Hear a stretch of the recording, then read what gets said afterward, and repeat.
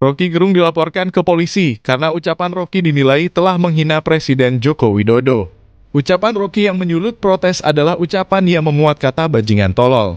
Dua kata itu bahkan sempat trending di Twitter. Demonstrasi-demonstrasi kelompok pendukung Jokowi digelar di banyak daerah. Rocky pun menggelar jumpa pers di kawasan Jalan DR Kusuma Atmaja, Menteng, Jakarta Pusat, Jumat 4 Agustus 2023 untuk merespons pelaporan dirinya ke polisi karena hinaan terhadap Presiden Joko Widodo.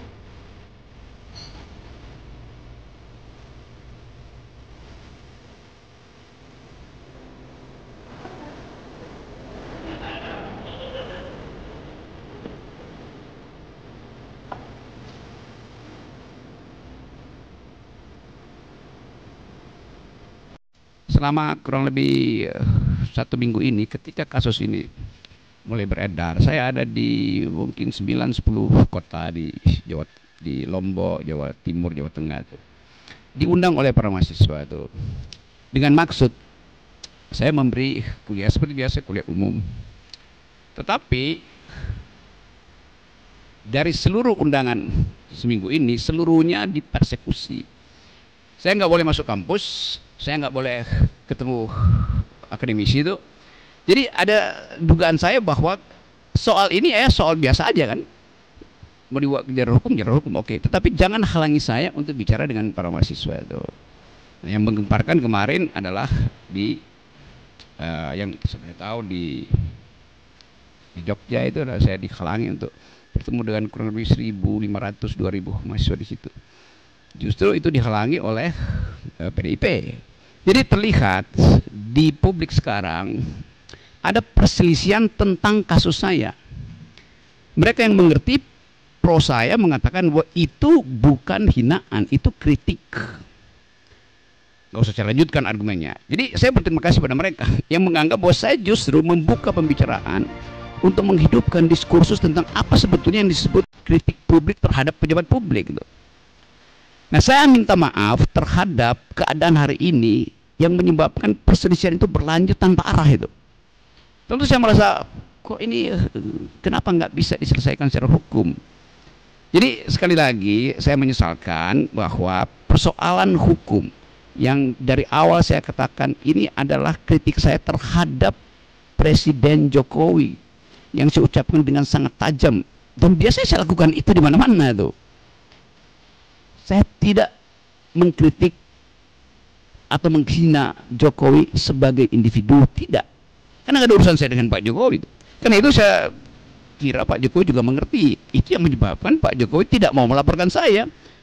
Kan Pak Jokowi mengerti bahwa yang saya ucapkan itu adalah kritik terhadap kedudukan publik dia, jabatan publik dia. Tuh. Saya tidak punya dendam apa-apa dengan Pak Jokowi. Itu. Bahkan saya sudah berkali-kali katakan bahwa anaknya Pak Jokowi berteman dengan saya, dia minta kritik, saya kasih kritik tuh. Pak Jokowi mantu saya diundang, bahkan undangan VIP, tapi saya nggak bisa datang tuh. Jadi nggak ada soal di situ tuh. Saya hanya mengkritik dua hal pada waktu itu. Satu soal IKN, satu soal Omnibus Law. Tolong perhatikan ya. Saya terangkan bahwa saya pro gerakan buruh yang akan demo tanggal 10 karena sudah berbulan-bulan proposal buruh itu diabaikan pemerintah. Bahkan saya terangkan di situ bahwa Omnibus Law itu kemaksiatan politik karena menghina hak buruh untuk memperoleh sebetulnya memperoleh pendapatan tuh. Jadi Omnibus Law itu menyingkirkan hak kesejahteraan buruh. Kalau ada dalil enggak itu bagus. Loh kenapa kalau bagus itu buruh udah berbulan-bulan melakukan demonstrasi itu. Dan kita tahu bahwa undang-undang itu dibolak-balik, udah ditolak Mahkamah Konstitusi, diputar lagi dengan asumsi bahwa itu bisa diperpukan, lalu barang yang sama dijadikan undang-undang kan. Kan itu yang saya sebut sebagai apa permainan semacam itu. Masa menipu tuh. Pemerintah menipu kebijakan. Jadi saya memang pro buruh. Lalu dianggap bahwa saya mengompori buruh untuk 10 Agustus. Bukan. Buruh itu memang sudah berencana secara periodik untuk demonstrasi. Bukan saya yang komporin. Saya tahu bahwa buruh merencanakan itu dari awal. Dan udah dari 2 tahun lalu tuh gerakan buruh kan terus menerus tuh. Jadi apa yang salah di situ tuh? Saya tetap tidak ingin IKN itu dijalankan. Apalagi dalam soal perjanjian.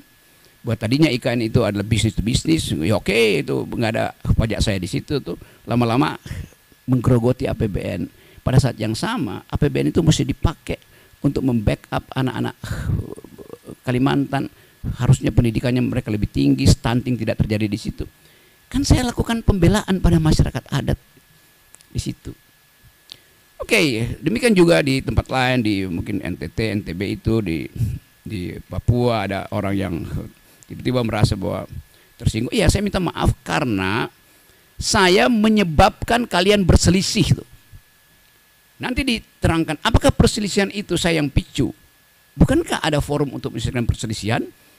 Kenapa mesti pakai kekerasan misalnya? Tapi saya nangkap itu bahwa kemarahan itu memang harus diucapkan pertama kali itu. Dan itu yang membuat saya tetap akan mengatakan bahwa saya akan terus mengambil risiko untuk jadi pendidik demokrasi itu dengan segala macam akibat. Itu soalnya.